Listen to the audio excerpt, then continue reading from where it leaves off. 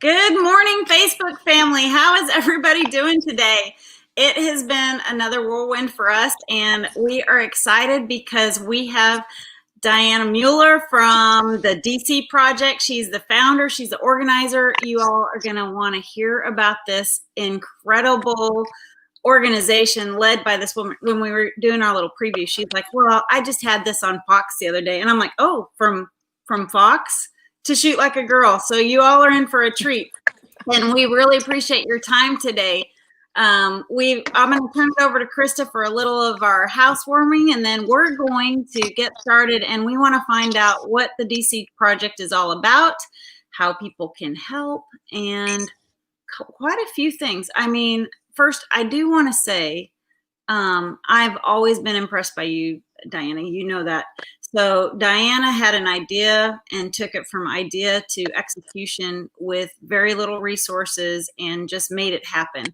And I'll talk a little bit more about that because she's an incredible woman. Y'all want to know this lady. All right, Christa, go ahead. Good morning, everyone. Thank you for joining us on this beautiful Tuesday.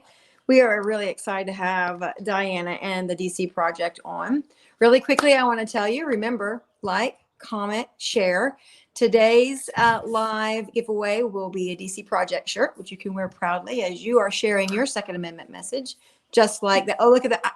Look, I don't have one, or I'd show you as well. Obviously, I need to get in the loop, right? So let's get this started. Diana, welcome. Can you give us a quick, I don't know, personal background? Like, who are you? Where did you come from? And what did you used to do? Sure. My name is Diana Mueller. I'm from Tulsa, Oklahoma, and I'm actually a retired police officer. So I had no idea 5 years ago that I would be doing this whole DC Project thing. So how that came about is I retired from police work in 2014. And after 22 years with the Tulsa Police Department, I love my career, but I think God was really pushing me somewhere else.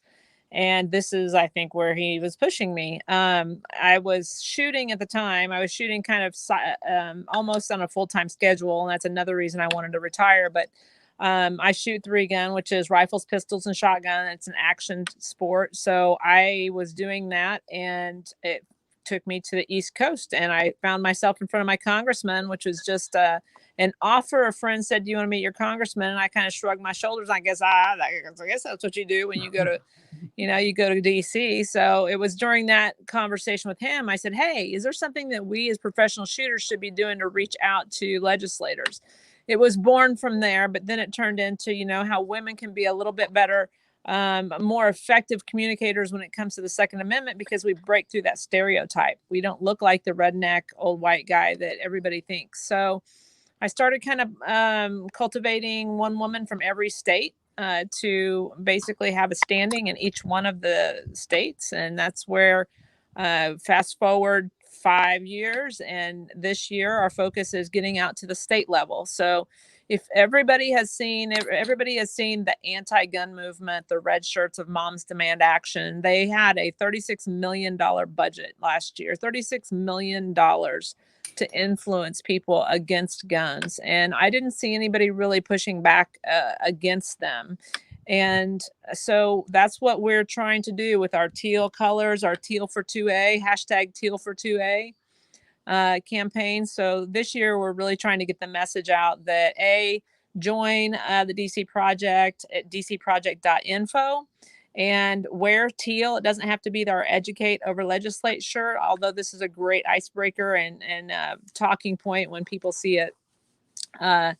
But that's where we're at now. We're just, we'll get you signed up in your state level. We have state directors, and I had no intention on having an organization. I just wanted to do something, but this is where God's led me. So that's the nutshell. I think it's really interesting. So you said something earlier, you were in law enforcement, which we commend you for that. Thank you.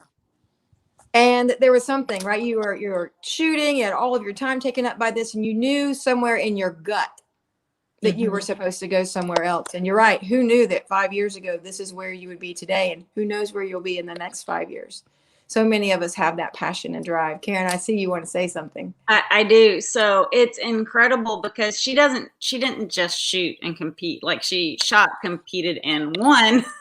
So she is a very accomplished professional shooter. I just got to do a little horn tooting here because, she represents all of us all the time. She spoke in front of Congress. She has spoken on those panels. She has represented us on variety of media that's national news, to really talk about the fact that gun rights are women's rights, and we have so much at stake when we talk about our Second Amendment and where it goes. And I had the great fortune of joining her on a DC project trip to DC. And so, can you tell us kind of how you pair people up when they go in to visit with their congressman? And I don't want to share my experience. I'd love to hear what you think and some of the most monumental from the past 5 years. Okay, so when we go to Washington, D.C., like I said, at first it was 50 women, one from every state. Now we've asked those 50 women to go back to their states and basically recreate the same DC project effort within their state. So that's what we're really proud of in pushing this year. But when we go to DC, we break up into small groups. We don't want to overwhelm an office. So I break the ladies down into those California, New Jersey's. I want to make sure that they hear our most passionate stories and see the diversity of our group. So we have everyone from straight to gay to we've got a transgender, we have immigrants, we have Gabby Franco, who's actually lost her Second Amendment. They didn't have the Second Amendment, but they lost all their gun rights in Venezuela. And you see where Venezuela is. So those kind of stories. And we have victim stories that people who have been victimized and they say no more. Melissa Schuster from Illinois, she was in a home invasion, a stranger home invasion, and she was stabbed 17 times, raped, beat up, and left for dead. And I want to put those stories in front of all the people who think that women can't defend themselves or that, guns are bad, is because education is the only key to safety. It's not legislation. And being able to protect yourself is a God-given right. So, yeah, that's and obviously probably the biggest thing for me that the DC project has the biggest stage and the biggest most stress that created was when I testified this time last year in front of the House Judiciary Committee. They were considering another assault weapons ban, and I was one of two on a panel of 7 that was pro-gun. And that I famously, not intentionally, but famously said that I would not comply with if they did an unconstitutional. What I believe under the Dick Heller decision is that what they were talking about was unconstitutional. So I wasn't saying that out of disrespect or to be rude. I was just saying that this is unconstitutional and I will not comply. Right. So, well, they were not very nice to you. Some of them were not very nice to me. No, it's always amazing to me when they have an opinion. Some of them have an opinion that's different from theirs. They really were not respectful of your thoughts and ideas. And I appreciate that you had the courage to go for all women and say, these are important to us because we want the right to defend ourselves and to bear arms. We had a woman in the trailer one of these recent shows who was actually a victim of gun violence. And her story was so incredible, but that she had the courage to say, all right, I'm done being scared, even though this happened years ago. She finally was at a point in her life where she had the courage to say, I'm going to be responsible for my own safety and go learn as much as I can. And when she first pulled that first trigger, it was like, an amazing, overwhelming feeling for all of our staff and for her to have that courage to actually do that. And so it's real important. I'm going to ask our followers if they have any questions, because sometimes they have questions for you. How can people get involved? What do you need our followers to do? And how can Shoot Like a Girl help you? I mean, we're not going to quite reach as many people as Fox, but we're going to try. Well, Fox doesn't necessarily ask me that question, so I appreciate it. First of all, we have, obviously, we have an Instagram and a Facebook page, the DC Project Foundation on Instagram, and then the DC Project on Facebook. So liking and following our pages is huge. And then if you want to check out, and to all the women and even guys, if guys want to sign up, we kind of hold them as volunteers. And if anybody wants to sign up, they can do that at dcproject.info/join.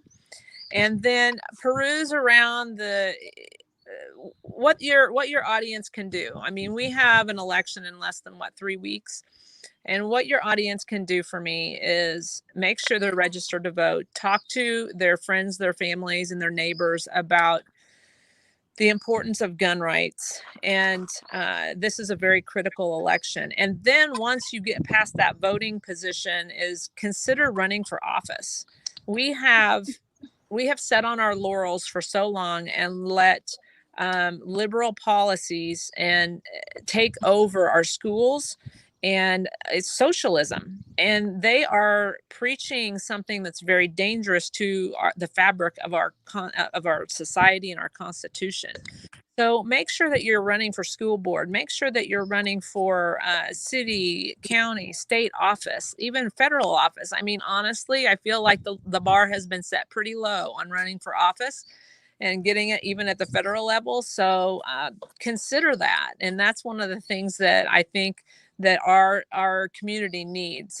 As a Second Amendment community, we need to be represented and make sure that people understand the education part, and not removing the education, which is what the antis are trying to do, is removing all of the guns and all the education of guns. They're just trying to outlaw it and blacklist it and make it go away, thinking that evil is just going to take a back seat when all the guns are gone. But we all know better than that. And so yeah, run for office. Make sure you vote and run for office. Right. And if they want to join the DC Project, I heard you say DC Info. dcproject.info/join. Yeah, we'll put that in our notes so that people can click on that link and go straight there and join the organization. I will say about my experience real quick, because I was overwhelmed. And I met people. You talk about diversity. I met and was sitting next to people and enjoying conversation with ladies that I might not have agreed with their life choices. And I found myself in this bond with them that was greater than our differences of opinion on everything else. And I found it really enlightening for me personally, because, I just, I was overwhelmed at that feeling of community spirit. And I think that's what we find in the 2A community, is that we are probably the most tolerant, diverse group of people that I've ever met. Inclusive is a great word. Yeah. Difference of opinions, difference of thoughts, difference how our backgrounds. But that one thing that binds us together kind of really trumps all the other differences. And by the way, you learn a lot about things you didn't know about. And when I went and saw our congressman, and I had the girls in the group, we had a great time. We actually got to go sit down with the actual legislator and talk about, I was drawing pictures, y'all, no kidding, of how a ammunition works on a scrap piece of paper, because I don't know the story. They didn't have a clue. And we as gun owners can really educate non-gun owners on how you become a safe, responsible gun owner, and how the majority of us are that, and we have a responsibility to be safe. So I think that's a really good point, Karen. I think most of us, and it depends on the subject, but most of us in this genre assume that if someone has a title or wears a suit or a badge or has some education certification on the wall, that they understand all components. And it is about that education and getting that extra piece out, right? So whether it's how ammunition works or the differences in the color of a rifle versus the color of a rifle, right? So, yeah. Yeah. So, Diana, we wrapped this up at 15 minutes and we're right at 15 minutes. I want to give you an opportunity if there's anything that you would like to say, and then we'll close it up and do a little housekeeping. And everybody, thanks so much for joining us today and watching this. I know y'all will watch it again, but what the DC Project is doing through your incredible concept, and oh my gosh, just y'all got to look her up because she's a former police officer. She's a very successful competitive shooter. She's an ambassador. She takes time to mentor other people in the industry. Like, she's a tremendous mentor.